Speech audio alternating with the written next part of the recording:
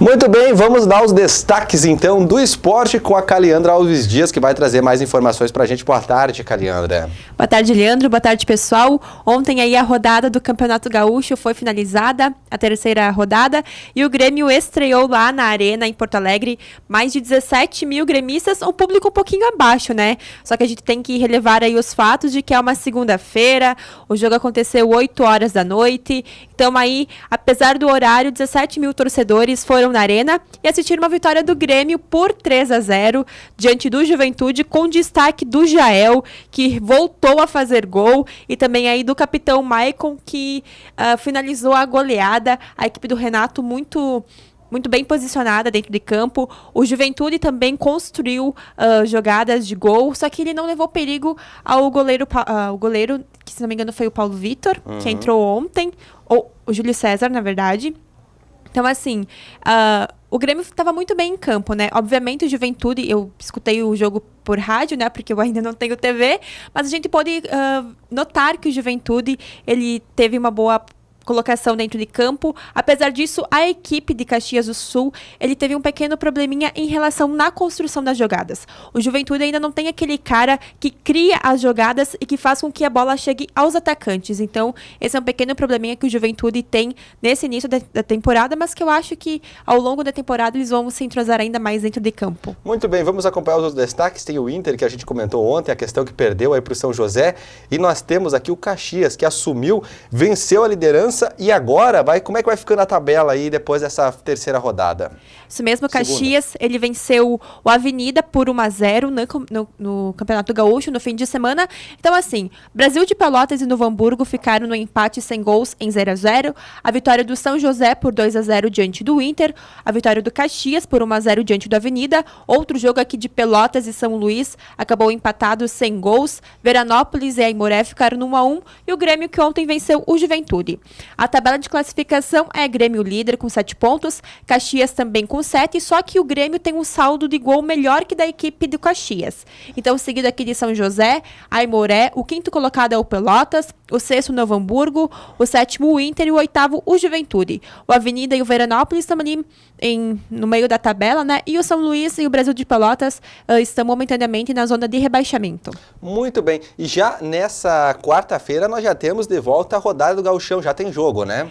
Já tem jogo. Vamos ver aí se a equipe do Inter volta a vencer no campeonato, né? Quarta-feira, às 7h15 da noite, Veranópolis e Inter. Também aqui no mesmo dia, às 8h30 da noite, Novo Hamburgo e Caxias, Pelotas e São José, Avenida e Aimoré. E na quinta-feira, nós temos Juventude e Brasil de Pelotas, às 7 horas da noite. E aqui o Grêmio contra o São Luís, às 9h15, jogo na Arena. Muito bem, tá aí os destaques para quem quer acompanhar. Bom, e um fato importante, Leandro, é que assim, o Inter vai jogar fora de casa. Então, assim, a torcida do Inter e a torcida do Grêmio ainda estão punidas por causa de uma briga que teve no Grenal do ano passado. Então, torcedores do jogo do Inter não podem entrar com a camisa do Inter. Então, devem assistir o jogo na torcida do Veranópolis.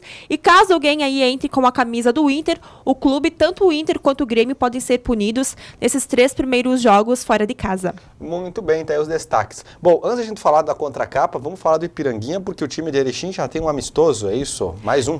Mais um, amanhã, quarta-feira, às 4 horas da tarde, 16 horas, contra a Chapecoense, lá na Arena Condá. O Ipiranga que está desde ontem à tarde concentrado em um hotel aqui em Erechim. Então, a equipe aí já está tentando fazer uma concentração para o jogo da semana que vem contra o Votuporanguense pela Copa do Brasil, que mudou de horário, se não me engano, passou para as 4 horas da tarde, que antes era 5. Muito bem, tá o destaque. Bom, hoje à noite o programa Bom Dia Entrevista vai exibir uma entrevista especial com o multiatleta Thiago Pérez, e ele vai falar sobre essa subida que ele foi no Monte Aconcagua, e você conversou com ele, né, Caliandra? Como é que como é que vai ser esse programa? Isso mesmo, foi muito bacana. Essa foi a primeira vez o Thiago lá no Aconcagua. Então ele trouxe aí umas curiosidades em relação a essa escalada, né? Porque muito se indaga em relação ao que ele come e como que ele se hidrata. Então ele contou aí que durante essa trajetória ele teve que derreter a água da neve para conseguir beber. Então é uma comida que é desidratada, né, se não me engano, que ele falou. É uma comida, tipo, aquelas que quando a gente era criança, que a gente falava que era comida de astronauta, sabe? Que ele mistura na água. Então, muito bacana.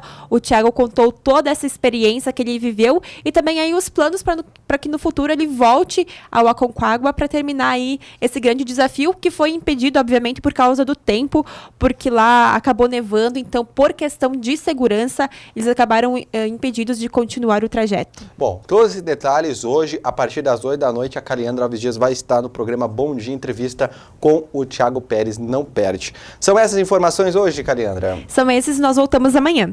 Muito bem, agora vamos para as informações.